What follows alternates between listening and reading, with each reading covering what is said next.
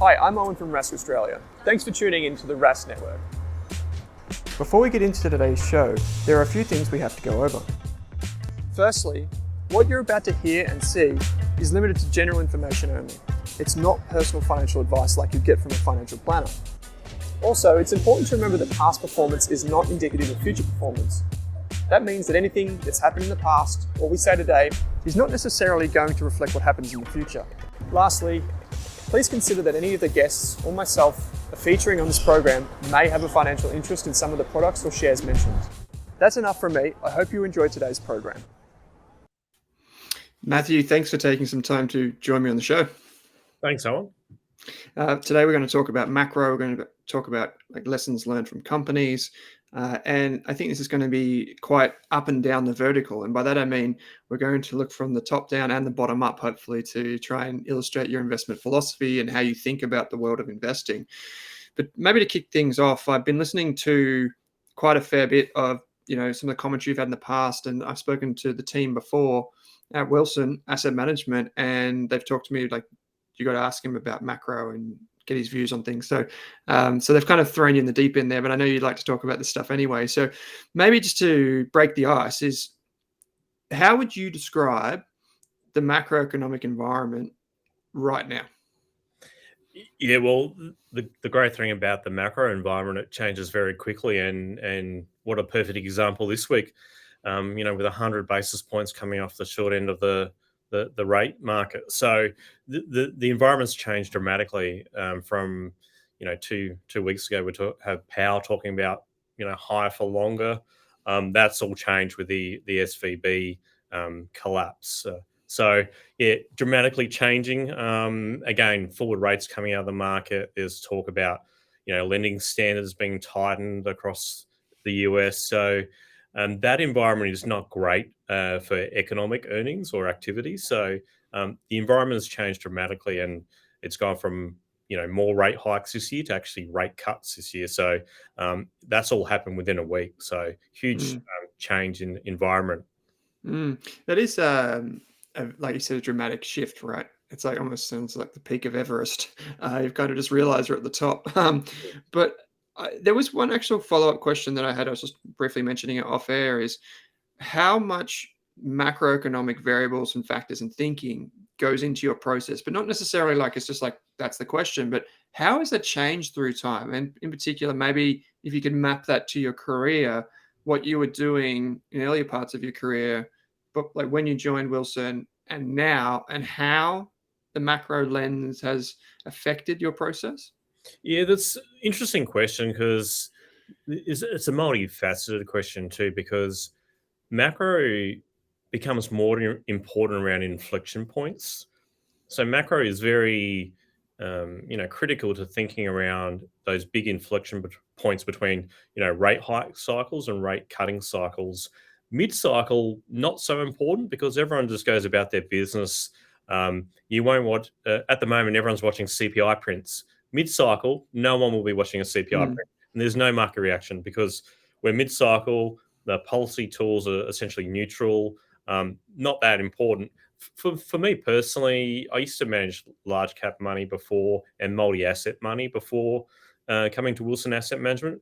And then when I first came here, started managing small to mid cap money. And the macro is really not that important for a lot of these companies, because they are growing from a very small base and can grow quite aggressively into a market, versus the larger companies trade more in line with GDP, plus or minus a few percent if they're lucky. So the more mature companies have higher sensitivity to macro variables, whereas the small to mid cap companies, ultimately they will get caught up in macro eventually, but in between and around inflection points, they can move less, because they can actually still grow because they're coming from a small base. So it's, again, macro is important for the small to mid cap to large cap. The difference there is large cap much more important, and then macro is more important around those big inflection points. Mid cycle, everyone sort of forgets about it again.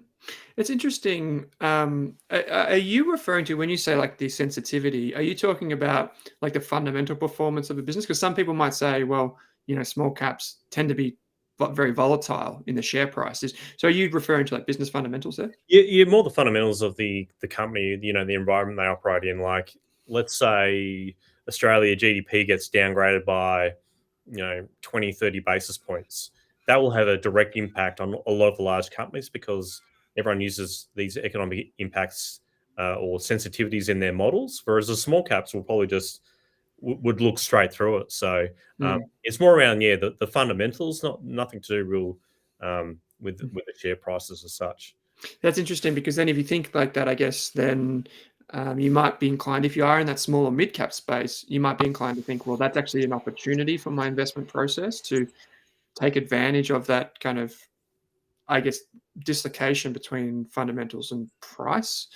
Um, how about then? So if we just maybe zoom in on like the WAM leaders and the money that you're managing now, how much of your time spent thinking about the portfolio is macro? Like I asked you before, like what do you get up and check in the morning? Maybe that's a way to illustrate how you think, like the first most important thing when you're thinking about the portfolio today. How do you think like macro informs that portfolio specifically? And maybe you could talk about some of the things you do each day to get a pulse check. Yeah, it's very good question as well because there's so much information. Our game of investing money is about gathering information and trying to get the Mm, best information you can. So what I'll be watching outside of market hours is around.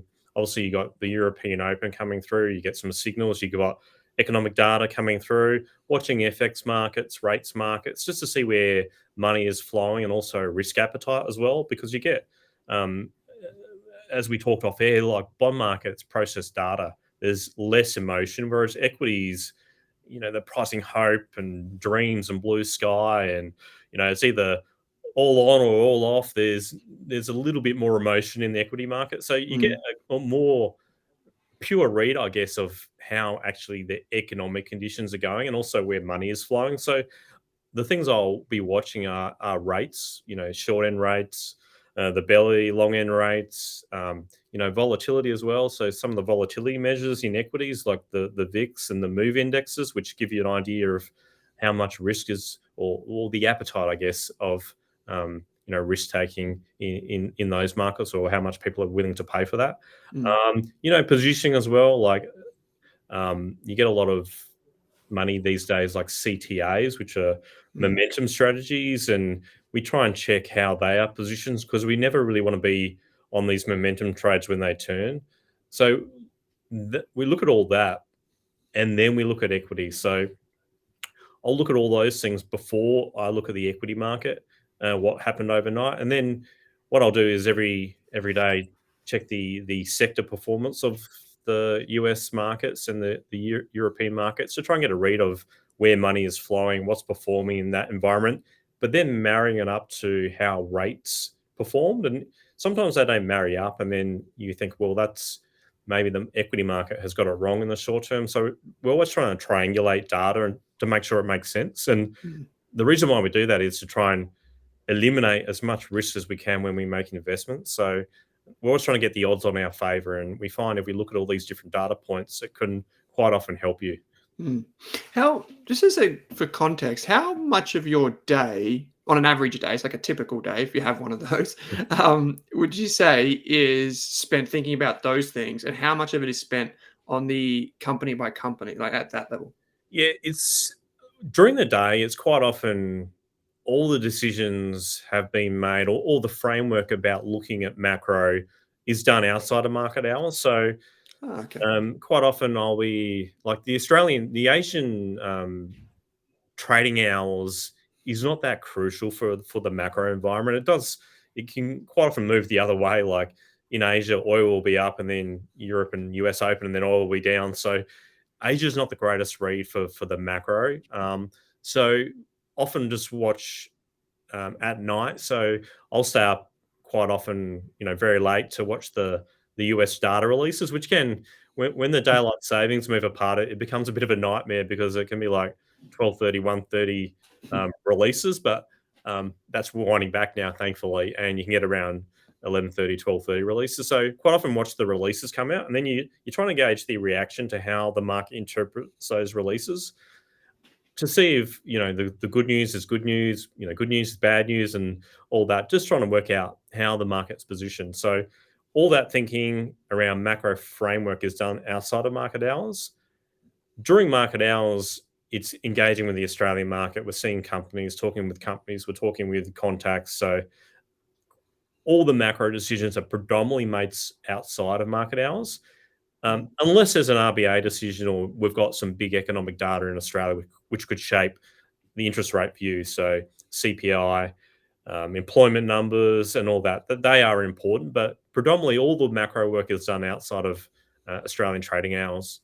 I might ask one follow-up on this actually, if I can, and think about this from like the bottom-up approach, like how it actually is expressed in the portfolio. In that, how many like new ideas would you have in the portfolio? Say, if we took maybe however you want to frame, maybe it's like every 6 months, every year, like every quarter. I don't know, like. But what I'm kind of getting at is like a full position for you. Like, how many of those big decisions do you make? Because one part of me is thinking, okay, he's thinking a lot about like the macro lanes each and every day.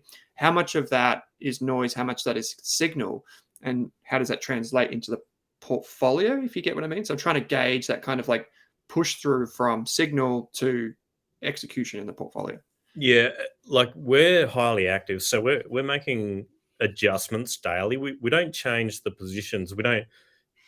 Um, I shouldn't say we don't, but we quite often wouldn't trade you know, from in at 100 basis points to out of the portfolio. There'll be adjustments. So 100 basis points, we might go down to 50 or 150. And we Right. make a lot of those decisions daily. So we have the portfolio is very active. But you're right, there's a lot of noise. So the way we're trying to do it is we have three pillars where we're looking at the macro, then the fundamental analysis, which is the company, and then positioning analysis, which is around where is flow happening? Is it, where are the crowded trades? Is the market long or short different commodities in particular? So ideally, we try and get all those three things Mm. lining up, but quite often in reality, that will never happen. So throughout the day, there'll be new information coming out from Japan or China. China is very important. If there is a clear signal from that, we will trade that. We'll adjust the portfolio weight. So very active. There's constant adjustments when we get proper signals, but a lot of the signals, as you suggested, can be noise. The skill is dissecting which is noise and which is actually market moving, and have some duration on that trend versus just a flash in the pan. Mm. I saw a economic update you did with Tom Petrovsky from Comsec, and this was going back to August 2022, I think it was. And at the time, you were talking about the macro environment and how things had shaped since COVID. And one of the things you said, he asked you like, what are some of the things that keep you up at night? And I think you were talking about like credit spreads and maybe like a collapse, like some sort of event in that regard. And that was the thing that you were very mindful of. And like you said, just this week, SVB, Silicon Valley Bank, um, I don't know how you characterize that, but basically traded to the point of collapse, and the government's come in and rescued it effectively. How how do you characterize that as a signal? Because that seems like it's like front page of the news, seems pretty big. Have you made any decisions on the back of that? Yeah, like again, it's still up for debate about is this going to have um, a longer impact or not. How did we react? We reduced some of our banking exposure because, again, quite often on equities they reduce risk first, then ask questions later. Mm, Often, so we went into like it was almost preservation mode. We actually reduced risk out of the portfolio because whatever happens here, none of it's positive. Like you've had two banks going under now in the US. You've got this essentially it's like a 1 year repo where people can trade, the banks can put in whatever collateral they want and they get liquidity. So you've got about a year to deal with it. They'll probably extend it if things deteriorate anyway. But it hasn't really fixed the issue. And what we know for certain is lending standards will tighten in the US, and that's not great for economic activity. The flip side is, as interest rates fall, in theory, PEs could get better. So the financial conditions are improving, the economic conditions are deteriorating. So there's a fine balance here, but at the moment we're in everything into meltdown territory. So Mm, um, the correlation between rates and markets going up has broken finally, which is very welcome to see. But the impacts we don't quite know yet, but they are negative. It's just what degree they will mm, impact global markets. The impact has been dramatic already as far as rates markets goes, and equities obviously are feeling it pretty hard as well at the moment. But the one thing probably to say is the Australian banks are nothing like these US regional banks. So not to say they will go up from here, but mm. concerns around safety are unfounded. Mm. That's it's a good point you bring up there too. Like we're only a week into this saga, so I should mention that we're recording this on the 14th of March, and so there's the story is yet to play out.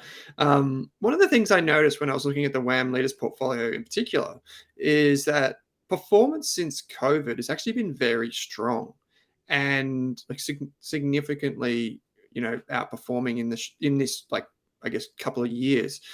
And I was hoping you could just characterize that for us. Is why has it performed? Is it that macro piece that you said, like it's at those critical junctures where macro plays a huge role and therefore adds the performance, or just how do you think about that? Yeah, it's again like you quite often think back and what led to the outperformance. But I guess since the GFC, we've been living in this environment of very low interest rates, and it's been very supportive for a certain sector of the market, predominantly the techie end and the long duration end of the market. I mean, why did we do well in during COVID? I guess there's a key event in March of 2020, and there was two camps, economic depression, the world's going to end. And then the other camp was around looking at the fiscal policies which were being implemented and also the monetary policies. And we went with that camp because probably the biggest lesson is the stock market is not the economy. And quite often people are, why is the stock market going up when the economy is like in Mm, ruins? It's like, well, you look at the policy settings and the fiscal transfer from the public sector to private sector, and there was enough cushion there where asset prices could go up and would go up. So we invested very heavily in that period when at its darkest. We just bought everything we could that was high quality. We knew the business model was sound. We knew they would trade through it. They had balance sheets which were robust, and we took up all the capital raisings in the banks and anything we could get our hands on in a capital raise we took, and that set us up for a really good period. And then I guess there was another critical point where interest rates were moving up and the market was in the inflation is transitory camp. Rates will never move up. There's too mm, much debt in the world. Rates can't go above 2% on the 10-year rates. Um, we took the opposing view and we were like, the forward market was already there. So it wasn't, we were watching that move up and up and up. And we're like, the equity market was just ignoring it at a point. And then all of a sudden, on these inflection points, it all happens in a day or two. And if you're not positioned correctly, you miss out on a large amount of performance. So when the equity market finally thought about interest rates rising, I think we made like 250 or 300 basis points of outperformance in a few days. So mm, again, that set us up for that inflection point of rising rates. So yeah, inflection points are great if you can get them right. But generally, you get a pretty good read on what's happening. And the other key point why we performed was around taking a position on China when they were kind of stimulate as well.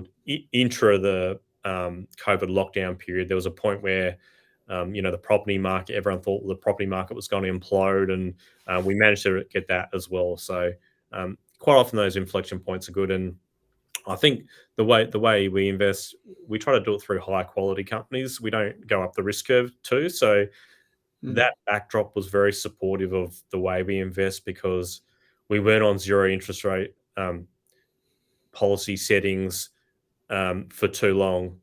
Finally, we came out of that and we could capitalize on that too because on when you have zero interest rates, a lot of the rubbish companies go up as well because there's just no barrier for these long duration assets to not go up. People just speculate, and you get a lot of speculation in all sorts of different asset classes too. So we welcome that change. And again, the period we're going through now, very much welcome too, because it's taking out some of those excesses and bad businesses, which I'm hoping are allowed to happen and we don't get full bailouts again. But again, the propensity for pain is very low at the moment. So uh, Mm. we've seen that already. So actually, that's an interesting point. If you're willing to dig into that, so we're obviously seeing dispersion between pretty poor quality companies, which will probably fail in this environment where there's higher rates and so on and so forth. We're already seeing that in like I was chatting to a venture capitalist out of the US earlier this week. He was saying something, along the lines of what they're reporting and what's actually happening on the ground is not the same thing. What we're seeing on this is the day of SVBs, 60% odd share price collapse. So keep that in mind. But he was saying what we're seeing on the ground is not, what they're reporting. It's like everything's not that great, but we'll be fine. So no, it's actually radically different to this time 6 months ago. And I guess the question is like, the dispersion that we're going to see with some companies really faltering, why, in your mind, is it important that we do see that washout as opposed to being saved? Yeah, I guess it gets down to you know productivity and efficient use of capital. You need to have these cleansing periods, and I don't think we've had a real cleansing period since the GFC. We've had glimpses, 2012, 2016, and 2018, and then I guess in COVID, but they've been very short lived, and there hasn't been. I think there's been too many companies kept alive for these periods and it's just not productive use of capital, which is, in the economic theory, it's all links back to standard of living and the like. It's all linked. You should allocate capital to the most efficient use. So it's really just that big picture view of a cleansing is not a bad thing if you know poor users of capital fail and the good more productive users of capital survive. I mean that's Mm, how things should work in a normal functioning economy. mm. And I think I don't know if you'd agree with this, but the venture capital end, like if you're taking the full spectrum of markets from like, government bonds right through to, credit markets, then through to equities, and then through to the more speculative and then unlisted assets and venture. Like venture's right at one end, maybe alongside some cryptocurrencies and things like that, where it's almost seems like that is going to be most afflicted by this type of thing. Would that be? Do you think that's a fair characterization? Yeah, I mean, on that end, on the risk spectrum, it requires functioning capital markets because they all need capital. These are not companies which are generating cash. So the moment liquidity gets tight or credit spreads get tight, lending standards, these things fail because they burn money. They Mm, actually need capital. They need functioning capital markets to stay alive. So that end of the market just gets decimated because they mm, can't survive. They can't fund themselves. mm. Well, yeah, and I mean, if you add in a bank that seems to be lending long duration, long duration into a tightening cycle, then you probably end up with a few things like we've seen recently. Okay, so this is quite interesting. But I mean, if we bring it back to the portfolio and how you're thinking now, so we step away from that kind of we'll say more speculative end, not completely speculative, but more speculative end. Um, I had a question which was along the lines of if inflation or if rates are persistent, how do you position the portfolio for that? But maybe I won't give you that hypothetical framing. Maybe I'll just ask you, how are you positioning the portfolio now and how are you expressing that view? Right. So you really got to dissect, short term, medium term, long Mm, term. Short term, we've been reducing risk, but that was something we've been doing for about 3 to 6 months too. Taking a very defensive tilt in the portfolio, investing in high quality because we were looking at all the leading economic indicators. They were all pretty terrible, to be mm, honest. So we were like, we weren't that confident on the um, economic environment, and we thought interest rates would be cut from a falling economic environment and a falling inflation environment. So we were going very defensive, but we didn't want to go into the speculative end of the falling rate part of the market where you go the high growth and tech, because we thought the economic environment was so weak. We'd rather play the more, the very safe cash flow companies, which are infrastructure um, companies. The old bond proxies, I guess you could call them, that Mm, benefit from lower rates, but their cash flows are fairly sound. So that was the way we were positioned, and what I guess the short term view now is I'm trying to work out if short term rates have overshot from this shock. We've dropped, as 100 bips in the US. I was just looking before the Aussie 1 year rate. I think we're about 40 bips under the cash rate at the moment. So I'm just trying to work out if maybe the bond market has been bid too much in the short term. So I'm always thinking about contrarian trade. So I'm thinking, oh, maybe some of these insurers look all right, which have been sold off on the back of falling rates in Australia more aggressively than the banks, surprisingly. So um, always looking for these contrarian trades. So that's short term, but the overarching portfolio now is high quality companies that will benefit from lower rates eventually. mhm, Um, Still backing China as well. So the measure I look at, the China total social financing, which is sort of like a broad credit measure in China, has beaten the last 2 months in January and February by a large margin. That's normally a good leading indicator of activity in China. So we've got expressing that through BHP and Rio, so the bulks more so than industrial metals because of the faltering economy at the moment. Like industrial metals more linked to global activity, mm, whereas iron ore is very, very much China focused. So position that way. Consumer staples position quite heavily in those as well. So the Woolworths and Coles of the world. Trying to make sure the portfolio is as resilient as possible, but always keeping our eye open about when to add in risks. So you don't want to stay defensive for too long because all of a sudden you could get this, Fed speak coming up over the next week or two where they say, "Hey, we're pausing. We could cut it." mm, You just never know. So once that happens, the leadership of the market changes very quickly. So quite often you will have to run a little bit of a barbell approach where you have a little smaller holdings in some of these companies which will benefit from that narrative shift. So, but yeah, overall the portfolio I classify as high quality, defensive, with that China bet still embedded in the portfolio. Massively underweight Australian banks, more so on their NIM outlook, but fortunately it's been beneficial because of the stuff going on off in the US as well. But that's probably the best way to sum up the portfolio at the moment. How would you just interesting? Like I know a lot of our listeners and viewers would be interested in the bank stocks. You said the NIM outlook there is kind of leading that trade. What would make you change your mind? Yeah, so what happened was the Australian banks were meant to have positive net interest margin performance basically up to the last RBA hike. Um, and that was what the whole market thought. And that was going to be, back in February, maybe that was like, middle of the year. So you could have been like August before the net interest margin started declining.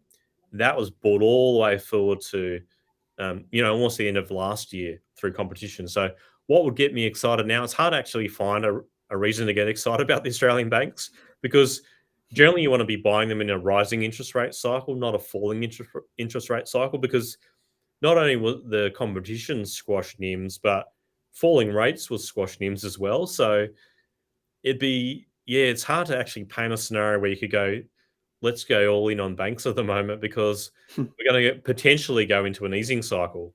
So Mm, I can't even paint a picture at the moment to mm, go overweight Australian banks. mm. How far down?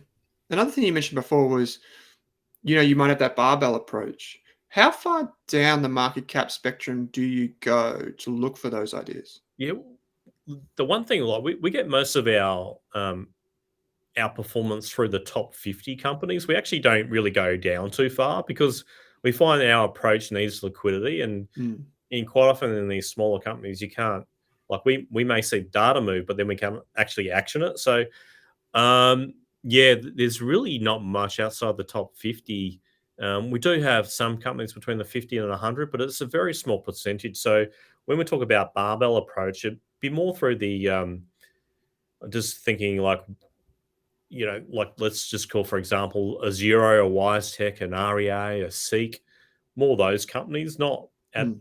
not the 100 to 50, 150 to 200 type stocks, because they're just too illiquid in the Australian market. Yeah, and those are still pretty big companies that you mentioned. They're in the billions of dollars. So, but when you're managing more than $1 billion or something, you know, larger than that, you've got to be really mindful of the liquidity constraints, right?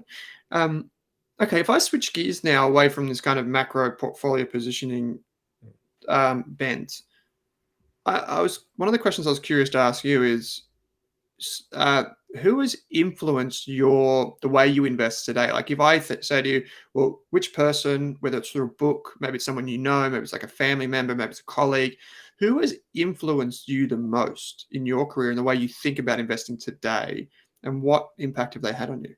Yeah, it's again a very good question. I mean, probably the one that comes to mind, top of mind, is Stanley Druckenmiller.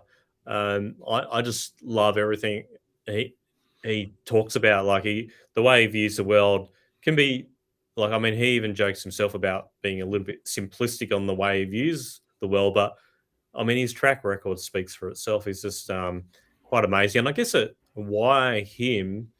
I mean, it's back to the infamous Bank of England story. We know when he was working with Soros and Scott Bessent. Um, just having the courage to, or conviction to, actually trade these ideas in large amounts. I really admire that, because there's so many smart people around there, but they just don't have the courage to act on it. So for me, Stanley Druckenmiller, just the way he thinks, the way he says the thing that resonated with me was he said his best macro leading indicator is talking with companies. I mean, that approach to me, I resonate with, versus some of the more the quant style. I don't really resonate with, because they're just algorithms with correlations and all that. Whereas discretionary global macro, those guys I love, because you got markets, you got politics, and they take a holistic view and put on large trades and really back their conviction. Mm. Um, Okay, I've got kind of I guess another question around that is, so when you get these type of views around markets, you mentioned before that the equity market can be quite noisy because it gets quite emotional. So how do you think about the valuation of individual companies, and in particular, how do you how do you do like, say, like a full discounted cash flow analysis? Are you looking for something like more multiples based, or how do you think about that? Because I'm thinking, in trying to put myself in your shoes, as I want to express a view, like say NIM compression on banks, and I want to make sure that I'm not, selling deeply undervalued stocks that, because I'm selling deeply undervalued, it's going to lessen the impact of my view, if that makes sense. Like it's going to run counter to my overall view, my top down view. Yeah, I mean, the best way I find anyway is looking at multiples, and looking at the historical multiples, peer multiples, because you really, like, we live in a relative world. Capital is always trying to find a home. So Mm, let's say, for example, like an example is probably a good way to walk through it. Like Dexus at the moment, the office mm, REIT is trading at like a 35% discount to its net tangible assets, and you just look at that and go, well, that to me doesn't make sense at the moment, especially if bond rates are going to fall.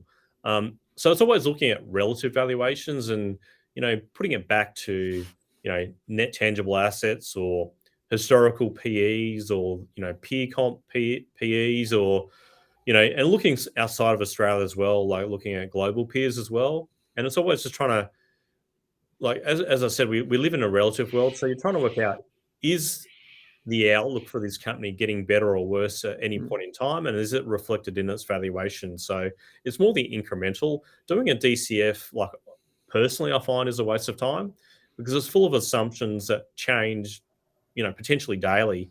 mm, Um, and the more assumptions you make, the more errors you'll make too. So it's more the way we look at it is more directional. Are conditions going to get better or worse for this company, and is it reflected in the price or not? Mm. What is you may not have this off the top of your head, but what is the like what's a typical holding period for a position? Yeah, like it's actually quite long. So around 60% of the portfolio has been held for 3 years. Right. But the like when people see our turnover figures, they think, we're just trading in and out, but we're actually like pulling levers constantly, like daily, trying to push weights up or down based off new information. So we're very much data driven, trying to take into account new information, then trying to reflect it instantly. So we're always trying to have the portfolio reflect the current environment every single day. So we're always like, in theory, we should be able to make money in any market. We're not like a style bent, like like a value or a growth. Mm, We're trying to make money every day, and to input that in and then adjust the portfolio every time we see new information which could change a view. mm. Uh, I've got another question, which is kind of like it's like an inverse. It's like an inverting with a tweak, which is if you look around. So you said Stanley Druckenmiller before. If you look around at other investors that maybe you read or that you read about in the media or something, I'm curious to know which investors do you admire so that you admire the way that they invest, but you would never do that, if that makes sense. So I'm looking for like, oh, and this is this whole idea of being like humble in the way you invest and not necessarily trying to emulate everyone, just trying to stay in your lane. So I'm curious, are there investors that you look at and you think, I really admire what they do, but I could never do Oh, 100%. I mean, all the time. There's, that? people are investing tech or growth. I can't do that. But I guess the one for me is Jamie Simons from Renaissance Technologies. Um, you know, very like highly successful, what an amazing track record, but very mathematical driven, very quant driven, having computer algorithms running all these correlations. Like I wouldn't even know where to start with that stuff. So um, Mm, I admire him like so much, like the track record, like unbelievable. But could I do it? 100% no. Like he's like obviously PhD in maths and started from a bedroom, just built up this amazing business. I mean, just incredible. mm. Yeah, it's one of those things where you just need to know which lane you're in or which corner of the market's yours and stay in that part and just admire Correct. someone like that. Yeah, I totally when I realized when I came across him, started reading about him, watching interviews, I just thought to myself, well, I'm happy not to be a quant investor because that's not the opposition that I want across the ring from me. Yeah. Um, I've got I've got two more questions for you, Matthew. One is so we've kind of touched on this, which is this idea of thinking about risk or risk versus return at least. I'm curious, what things do you look to measure risk? And specifically, what I'm trying to get here is like a lot of the academic theory. How much of that do you use, and how much of it would you disagree with in practice? I guess. Yeah, I without being disrespectful to academia, I'd use zero of the academic risk measures, because it's all built on what I think is a flawed assumption of normal distribution, which we know works during times where it actually doesn't matter if it works or not. But when it fails is when you need it to work and it doesn't work. So it's actually a flawed system. But it's what do you do? I mean, it's probably the best of what we've got. I mean, you got to make assumptions around distributions, but use none of that. I look more at market based risk. So we touched on that previously around what is the market paying for risk at the moment, like with the VIX measure of equities and the move index of bonds. And that's I'm really just trying to work out what risk is embedded in the market, how people position. So for me, that's risk. And then on the portfolio level, I guess the risk I'd sort of point to is, again, it's a bit of a technical term for beta of the portfolio. So Mm, how will the portfolio we manage move with the current market? And beta is not stable as well. So again, it's flawed, but um, you can sort of see, like, if I'm running a beta of 0.98, it means my portfolio won't move as much as the market. So if I've got a real defensive feel at the moment, I should be running a beta lower than the market beta, just intuitively. But again, it's more of a feel you have over time. Like when your portfolio is running a bit hot versus a bit cold, and trying to balance it. So unfortunately, there's nothing in academia that will help you.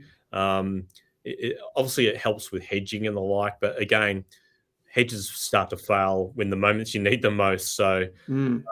yeah, unfortunately, there's not a great risk measure out there to help you with equities. I feel like if you're taking a strong view on banks, your beta would be, well, it's not necessarily different, but it may have to be compensated in other ways in the portfolio. Yeah, no, that's 100% right. Like the portfolio is like an evolving piece of all these different pieces of the puzzle, and you have to be cognizant if you like underweight banks. Okay, that's a big part of the index. So where are my overweights and underweights, and how will the portfolio perform? Well, let's just say banks start rallying, and at the moment we've got a 10% underweight on banks. Like we don't invest like versus the index, but just for Mm. comparison purposes. Yeah, I'll be left way behind if the banks run. So you got to have a high conviction bet, and then you've got to balance it with other parts of the portfolio too. So running resources, they generally have quite a high beta. So Mm. yeah, it's all a balancing act, because you never like the thing I learned with the greatest investors, they always progressively or scale in bets as well. You don't want to go all in all at once, because quite often you get it wrong and then you have to retreat. So scaling that's why I think the model we run works quite well, because you can scale in and out quite quickly based on changing in data. So yeah, it's nothing perfect is in investing with betas and the like, but Mm. that's sort of how we run it. I should know the answer to this, but I'm assuming the answer is no, that you do not use derivatives in the portfolio. No, we don't use derivatives. No. If you could, would you, for the hedging and risk management? Potentially. Yeah, like in periods like the last few months, maybe would have run, like a small protection, like um, volatility. You might be running Mm. a vol position to, it'd be a slight negative cost of carry running it in the background, but it's almost like an insurance premium where you Yeah. could be running it, maybe 1% of the portfolio. So you're giving up 1% of the portfolio return for protection. So I mean, it would have worked really well, but that's definitely something I'd look at if I had the ability to run derivatives. But um, yeah, I mean, that's Mm. probably the one that stands out most, is just downside protection. It's interesting because I find that cost of carry and the cost of protection throughout the cycle can be quite harmful. That can be very harmful for a manager's returns. But at moments of opportunity, maybe strategically, they can be used for that hedging. Unfortunately, obviously, then you have the vol factor, which increases the price of the protection. But I find that maybe those moments are when they add a lot of value. Yeah, 100%. Like you could sort of like just thinking out aloud, like timing it.